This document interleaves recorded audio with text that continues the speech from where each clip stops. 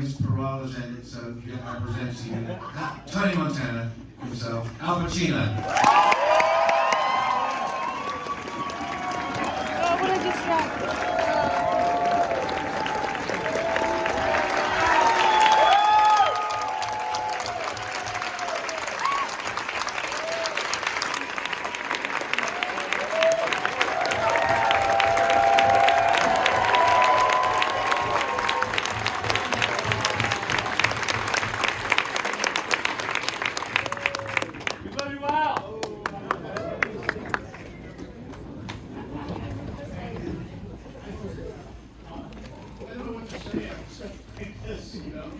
I did watch it, It's been a while, but I watched it.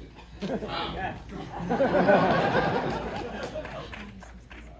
Do you find this funny how films do change over the years? Like, when you see it in '83, you see it now. It's a different movie in a weird way. I mean, because looking at it today, the thing that really struck me was how actually the second half is incredibly tragic, but not in an obvious way, in that it's all about how hollow everything he strove for was, And we change too. Yeah. And so we see it later on in life, and we don't supplying the film with some of the things that have happened to us and what we've seen in terms of this art form, which is amazing to be a part of. I just started seeing there are a lot of good actors in this thing, and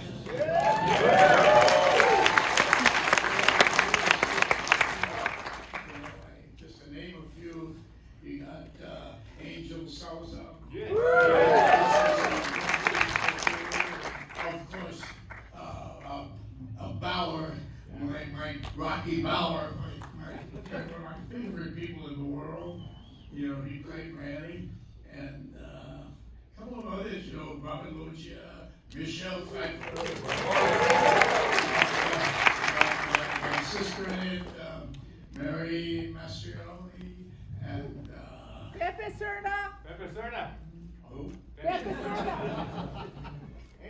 I can't. Angel. Pepe Serna. Yes. and then I'm very. the guy who killed Mozart, right? Yeah, Mozart. Amadeus. Great. So, I'm sort of shook up. Yeah, Naturally, I mean, this kind of stuff, I've seen it on big screen with all of you here. Thank you for coming, really.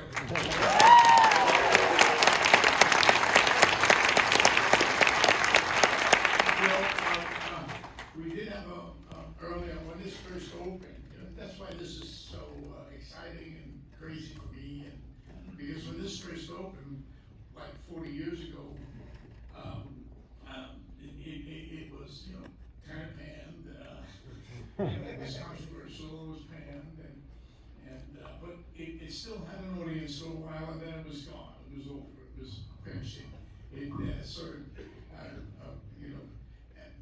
and everybody was in our group that made this film that we were a little stunned because we thought that it would have a stronger reaction, and because we thought we had done something, but the critics, most of which were negative, and sort of saw it in a way, but it went on for years afterward. But didn't Scorsese say something interesting to you about that when he first saw it? He said something. What did he say to you? When he said that they won't like it, the reason he thought they wouldn't like it because he thought that the Hollywood people would see themselves in it too much. Well, Scorsese. I mean, I read this in your book, Alan. Not that's why I got it. Oh, yeah. Okay. Maybe the now since I read it. What does Scorsese say? He said that they wouldn't like the film in Hollywood because they would recognize themselves in it too much. In this? Oh, no, that's not too far. You gotta give them a break sometimes. Well, it was a cocaine period. Things were going on everywhere. And this was one of them. Oliver Stone wrote this script. And Oliver's never touched drugs. Oh, no. But I Brian De Palma when he does it. Ronnie Breckman, the producer, we don't know him as much as the others, but his vision is in this film. The film was your idea, right? You went to see the original, the Howard Hawks film, and what was it in that Well, that you liked? that's, I don't know. I know that I saw that, I was shocked, that, Howard Hawks, the great director, that has done so many things, and directed Paul Muni, this actor, who I loved, and I thought he was a theater actor, but then he became a big movie star in the 30s. And that's when they did, last time they did ScarFace was in the 30s, and I wasn't there. I saw a rerun at the Tiffany Theater on Sunset Boulevard. I was walking down there with a few friends, and I said, "Hey, there's ScarFace, Paul Muni's in." And I happened to think of Bertolt Brecht, because we had done the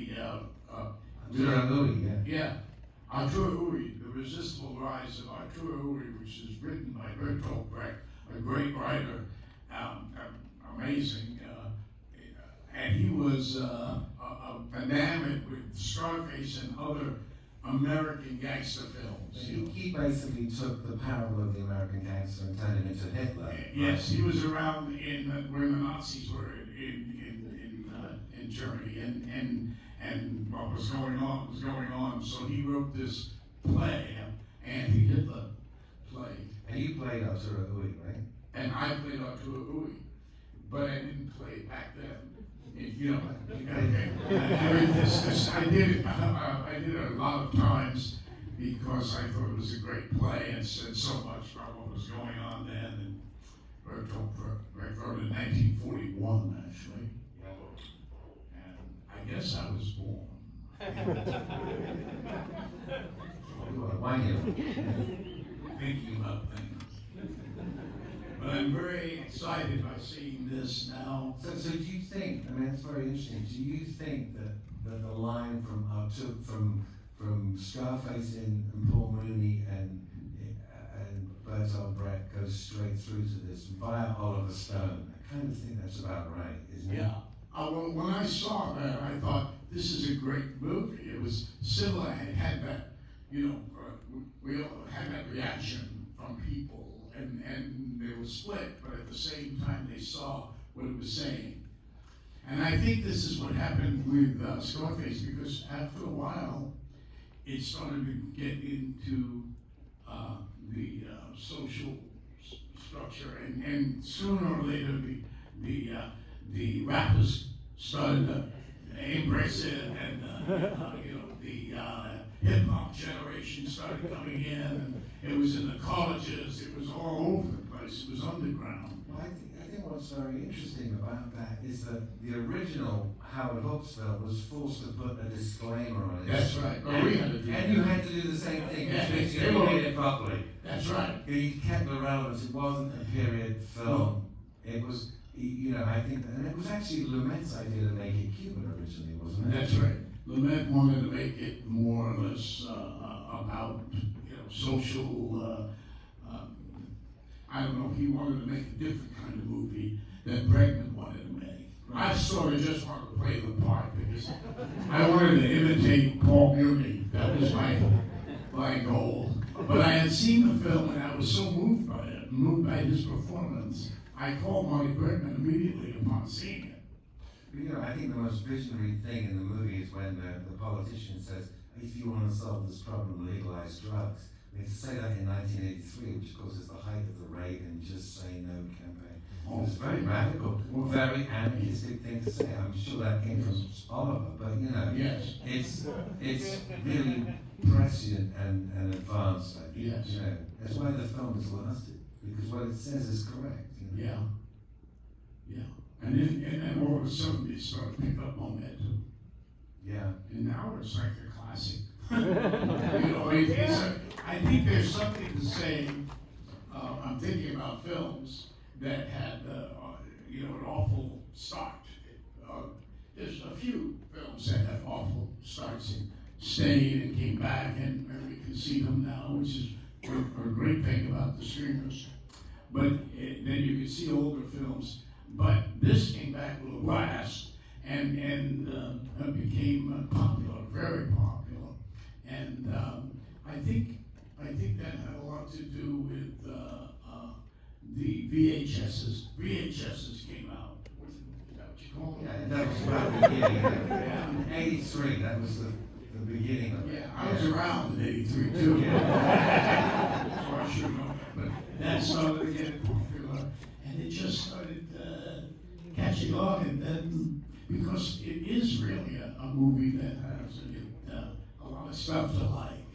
You know, there's a lot of good stuff in there, but in this environment, in a movie house, in a big movie screen, and you know, But I think the things that they didn't like about it when it first came out were, you know, they were saying that it was, you know, just a kind of excessive genre piece.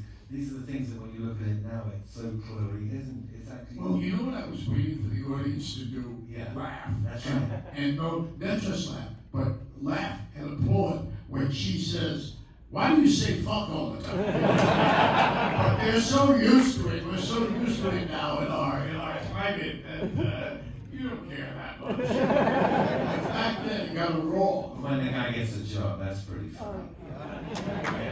When he gets the job at the end after you shot everybody, Yeah. and the henchman gets the job. That's such a great scene. Oh, the henchman, Ernie. Oh wow. Yeah. But you know, also. Harris Yulin played the father too. He's great. Right. He's still around. Yeah, I mean, But also, look, I mean, the thing is powered by your performance, Al. I mean, thank you. it's such a tour de force.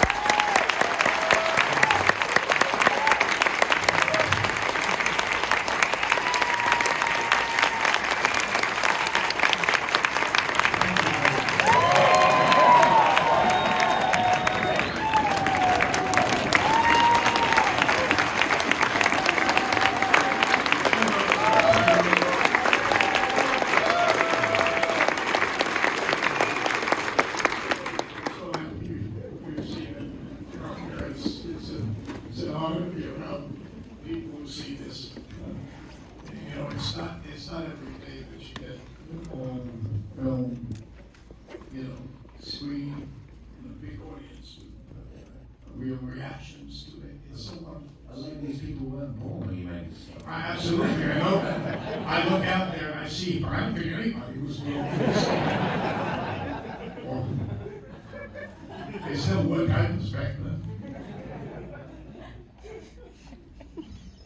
And I think it's an interesting story about how it started to develop and became something that you could compare with the other films that have lasted. But you told me a story, I don't know if you want to tell the story about it. It was a dinner you went to that Sidney Lumet and Milos Forman took you to. Oh my God! No, they weren't even together. It was separate. And I love these two directors. Of course, you know, that's the greatest. You know, he made 2 films of The Serpent and Dark Day Afternoon. Milos Forman. Milos Forman, who I love, and he did Amadeus and stuff. So I admired these artists. And I found out something that is very strange, interesting. They were very upset that I did this film. And they are artists, great ones and great directors. And they really had a passion. Got really mad that I could do this kind of film. And I thought, I just didn't understand it, which is good. Sometimes I sort of understand it, I get very upset. But when you feel as though you somehow got through on something and have something up there, you don't take the criticism as bad. It's strange. But I know how that could take someone really, you know. But I sat and enjoyed their spirit. You shouldn't do that. I was enjoying it. Well, but you don't know won't hurt you. So what did Milos say to you? I don't know the words, but it was something like, I remember seeing, That was in Czech, of course. but I didn't have the greatest time during this thing, although I knew I was into something that was expressive and talked about stuff in a way that I can't even relate to now. But at the time, it was tough. I mean, being in that room, wow, you gotta go into a Zen, you have to be in a Zen state shooting that machine gun for 2 weeks. And didn't something happen? Yeah, I picked up after a round of bullets, I don't know what you could call those machine guns, but there's a name for them. Very dangerous. and I got finished shooting around, and I went to, I was shot, and I went to pick up my gun, and I grabbed the barrel after it just shot off 30 rounds. My hand stuck. Stopped doing it. It was over, you know, and then it was over. I couldn't get my head off there, and I was in a hospital and then just for a night, and then they couldn't shoot anymore for 2 weeks. So they had a field day shooting extras. I wasn't around, so they just started shooting like crazy. I mean, I was in a hospital. I went to the hospital. That suit I was wearing, and it was like full of blood from head to foot. I'm in the hospital there, you know, so the nurse is looking at me. She said, who are you? I said, are you Al Pacino? I said, yeah, I am. She said, oh, okay.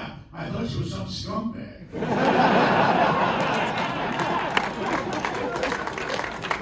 See, I read the look she had. I knew something was up. But scumbag, oh my God.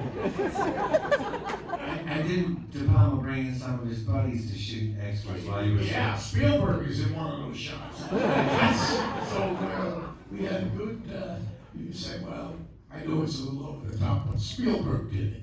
Oh, he's great. So I was very happy that they were able to shoot, you know.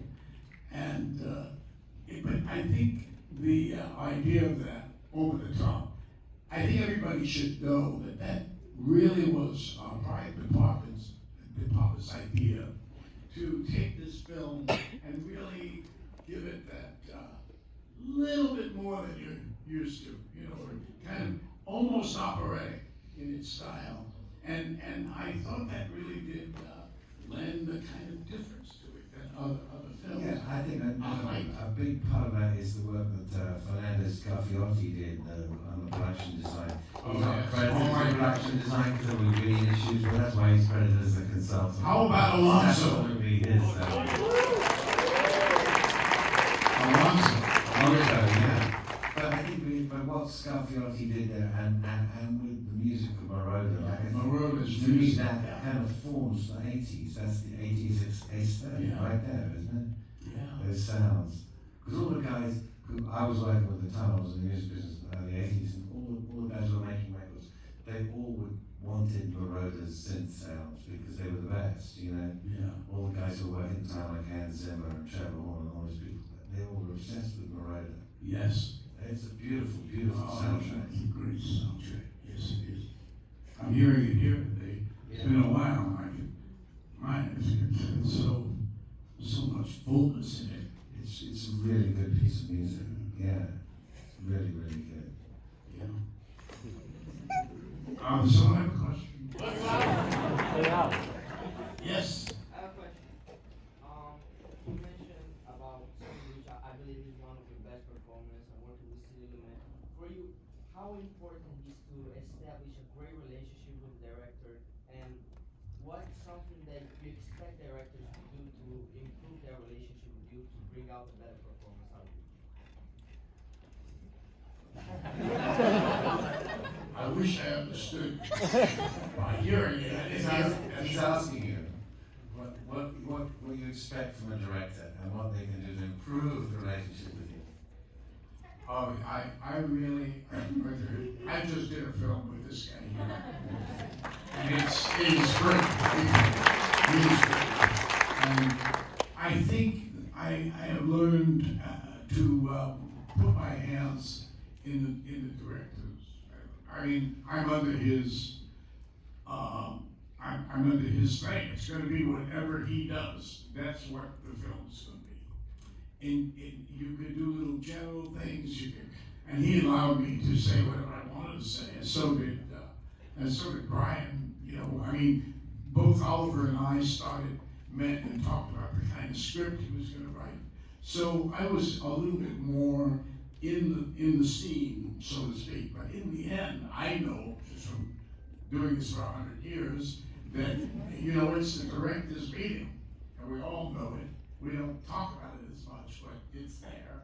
They make the film, and when you work with them, you really are, you know, you're dependent on that kind of thing of having the security of your director. But when you don't have security of your director, it's making a movie gets real tough.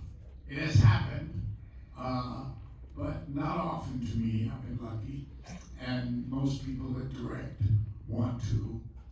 I don't know why to this day why they would want to direct, but they do, and because it's a tough job. And then over years, I've directed a couple of things. You just understand directors. You just do. You know what they're up against, and somehow that helps you to conform to some of it. When I first started, though, I was not a happy fellow. Nothing could. I don't want to be that anymore. Well, I have to also just add to that, having just directed that on a film, I would say that anybody who tries to contain him is on the losing wicket. Yeah, I just see nice up here now. So this guy is like, I don't know how I played that guy. He's a wild, crazy guy. Where the hell did he come from? That's what I was thinking right there. He's not really like you at all. Oh, really? You don't find a girl like you. You know what I mean? In some You just way. can't help it. I mean, you're the painter. An actor is painting, and it's what comes out of you, really. And that's how I saw this person, because I saw him like Icarus going higher and higher. You know, he was on a track, you know, that couldn't, you know, just couldn't. It's awful when he shoots that guy, that beautiful guy. The thing You know what I mean? The thing that gets me about this performance, and in fact about all your performances, which might be a unique thing to you, Al, is that however bad your characters are, in this one, you name yourself. I'm the last, saying goodnight to the last of the bad guy. Yes, You yes. name yourself as the bad guy. Yes. You are playing as I am the bad guy, yet the audience loves you. Wow. Why does that happen? How does that happen? It's the same. That must be somebody's secret. But it's certainly not my secret. And you do. I just see something and think, oh, and you want to find, even though you want to find a humanity in a character, something that, and you go for it, sometimes you don't reach it. And I just thought it was a great part. It's a great role when you think of it. There's a freedom there. And I was inspired by Paul Muni, I must say. And I think that just seeing what he did as an actor, you're sometimes, because I love actors, you know, I see actors today and I love when they do great performances because it inspires you. And because it's your trade they're doing what you do. So, you know, you admire it. And I very much was given the freedom from Paul Beauty. He sort of had that explosive thing in him, or the way he got on top of the character is the way you get on top of the camera. The way Bernard gets on top of the camera is something to see. I mean, it's like a horse. It's like a horse. And you can see he's very comfortable. Shooting around, and you wanted to say, hey man, let's go, give it a little charge. Stop rolling, man. No, it's true. You know, you see that. I don't know what I was making reference to. And we were asking about relationships with directors. Who else has got a question? Al, Yes. yes. I'm sorry. Your Grace is blessed here. It is an honor to be here with you in the presence. Oh, thank you. Incredible. I love it. I love what you say. Question over there? Yeah, so I first heard about this movie years ago from a little game called Grand Theft Auto. I'll do it, yeah. I have kids here. I thought it was super cool that they took so much inspiration from this movie. What were your thoughts like initially when you heard about all that, and did you actually play the game yourself? Yeah. I recently got a letter from some girl, a young girl in Israel, who wrote me a very eloquent letter. She's only 14. And she talked about this. She liked this and said it right across. So I got into a conversation with her, and I started talking about this film, and you know that it does have this kind of energy, you know, because it's been criticized for all the violence, the murder in it, and stuff like that. But somehow there's a radiant thing in there. I don't know where it comes from. I think He's it's a tragic hero, that's why. that's right. He's a hero. In that way, he's a anti-hero. Hero. I think the scene for me, the way you really kind of pulled the whole thing together is after you shot your best friend, when you're Oh, yeah. sitting there behind the desk. Yes. It's like, because he's somebody in the depths of the soul, and the only thing Yeah, to do. yeah. It was the first time the character gives that away, that third dimension. Yeah. I saw him as two dimensions. Yeah. I mean, I did it just two sides. What you see is what you get, you know, which gave him a sort of charm in a way. Because, you know, like the guy says in Bolivia, you don't lie, you tell the truth all the That's time. right. You feel it. And for the first time in the film, he goes into himself. He contemplates and looks at himself. What he And then says, he knows it's the end. what he says repeatedly, the only thing I've got is my word and my balls. Yeah. And he's lost both at that point. Yeah. It's a terrifying moment. Yeah. It's a great scene. I mean, it's as you say, it's like the whole character sort of unravels in front of your eyes. How do you do that now? Yeah, right. Take a look at me now. I'm unraveling as we speak. I don't have a knot. I've unraveled my whole life. And I don't know if I like it, but I am doing it. Hello. Well, it is true, you know, again, having had this experience with Al recently, is there is a thing that happens when you put a camera on Al. It's like, you don't know what's going to happen. Something happens. Well, that's good. It comes from a lot of people I've seen working, and a lot of help I've had, where people like you and others who have helped me with stuff. You know, I am the kind of, I'm a stuffy actor right now. You can tell my nose, something's going on up there, and it's not cocaine. And a lot of it came from that film. I still got it. Whatever I was sniffing stood up there. You know, they liked it, they enjoyed it. But you know, I find myself looking at roles and stuff. I've done quite a few parts I didn't feel I was right for to start with. If I get something that I feel I connect to, whatever it is, I've been lucky enough to pursue it and be able to get up there and do it, you know. And so that's a real lucky break for an actor to get something that you feel I can speak through this role. It doesn't happen often, and it does take a lot of focus on it and what part of you the role touches. Whatever that might be, where does it go? How do you and the character you're playing But I think that merge? but in this particular instance, you identified enough to say this part is mine. Yeah. So there must have been some part of it that really. Well, and then the underbelly of our world, I come out of that kind of climate, and so I sort of had that there. You're always expressing in a way, your own traumas, some way. All artists do that. There's that terrifying scene to where his mother kicks him out of the house. Oh, well, we've gone through that in the last film we did. Ow. Yes. Here, oh my God. Oh, hi. I gotta know you, don't I? I don't know, but I was wondering, in ScarFace, specifically your character, Tony Montana, how do you think they portray the American dream?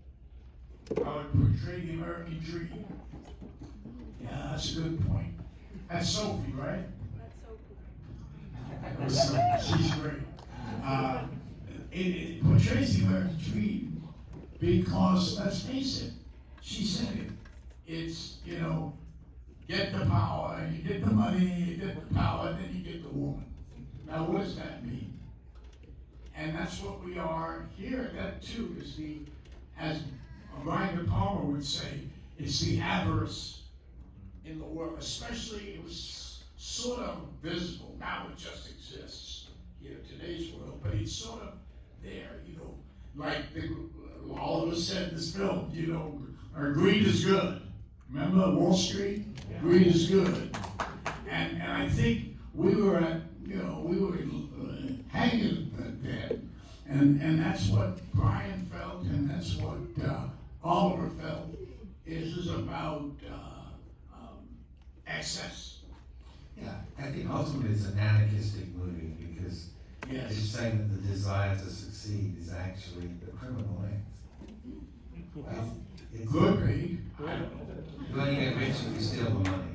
It's basically what the film. I think for a lot of actors is also if you get lucky, you know, I've gotten lucky quite a few times in my life, but when I look at it, I feel I've also got unlucky a lot too. You know, I have it in the book. and yeah, I just feel that I think there was something like that going on, Sophie, at the time. I just felt the energy of the split thing that was going on there in the Reagan years. We just say no kind of thing. Exactly, yeah. Well, it was all happening at that point. Yeah, it was. Man, yeah, that's a question. Well, Al, thank you so much. Tremendous roles. Can you please talk about your process in approaching a role, like how you approach this one and how you approach subsequent roles in which you are known for? Yes. It's changed in me throughout the years. You know, I approached a role that way. I think about it a lot. I think about the role and I think about how I'm going to consume it and how it stays in me and grows in me. And really, it's very simple.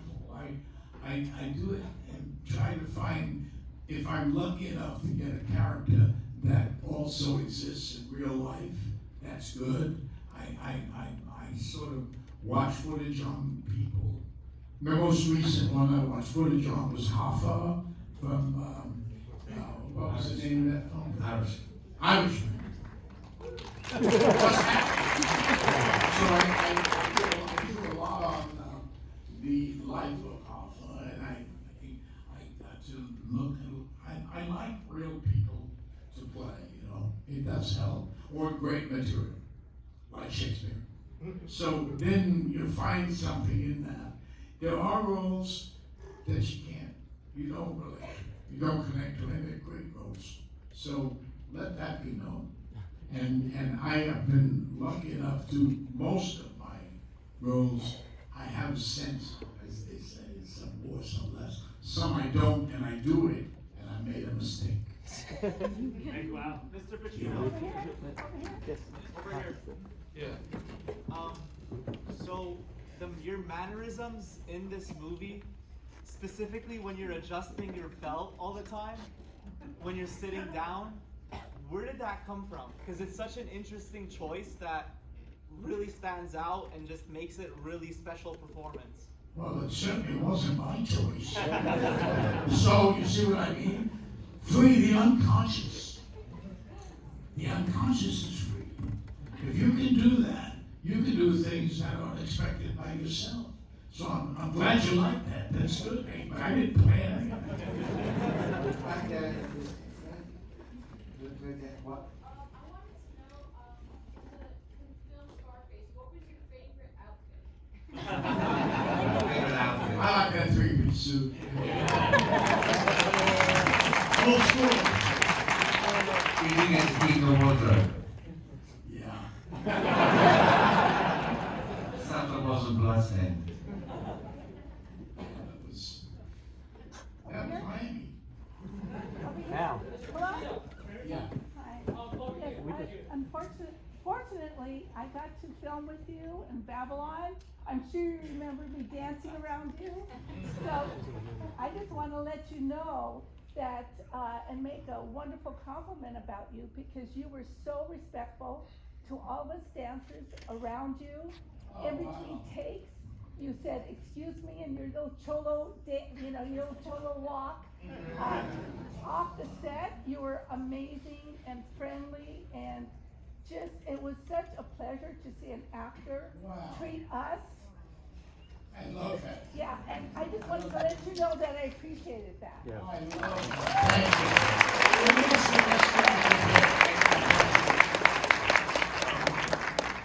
That's great. Thank you. Sorry, I gotta say, this is like fiber by me. Raised inappropriately, raised by a single mother. I saw this movie when I was 4 years old. She couldn't find a babysitter, so her and her then boyfriend took me to see this. So, anyway, share that.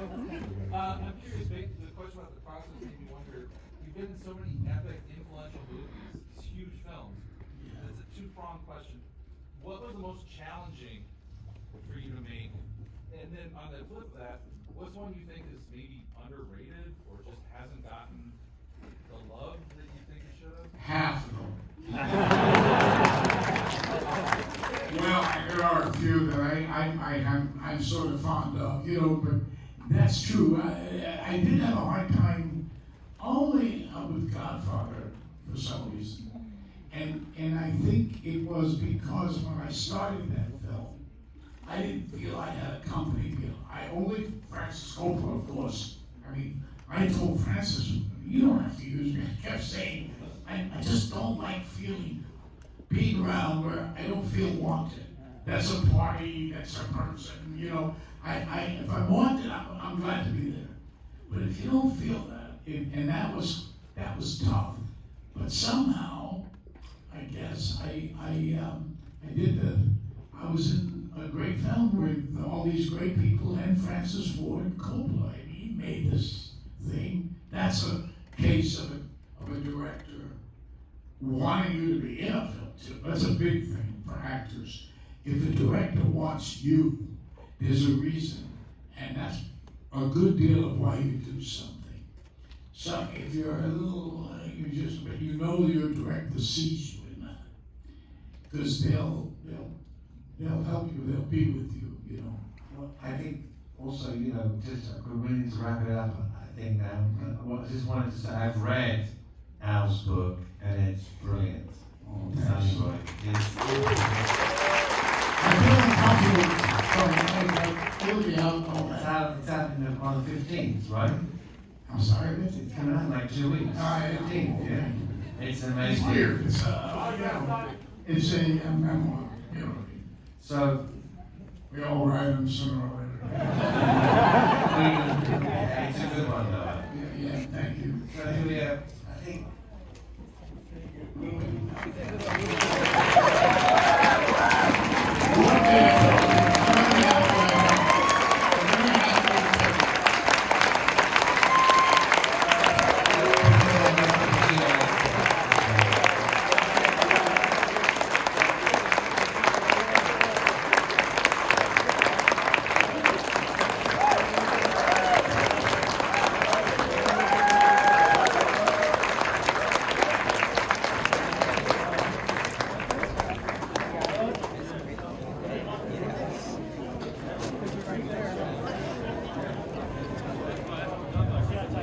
Everyone please exit the auditorium ASAP. We have another show very quickly.